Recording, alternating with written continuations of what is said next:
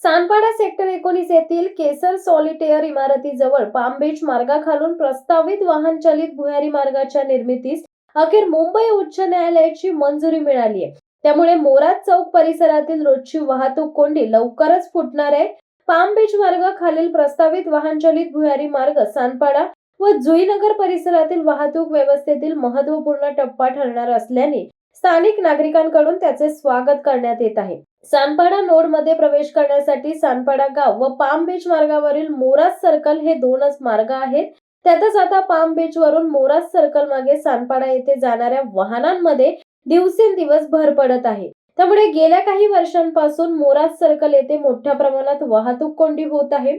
या वाहतूक कोंडीचा फटका स्थानिक नागरिकांना असल्यामुळे मोराज सर्कल येथील कोंडी फुटावी यासाठी स्थानिक माजी नगरसेविका वैजंती भगत आणि रुपाली भगत यांनी गेल्या 9 वर्षांपासून प्रयत्न सुरू केले होते.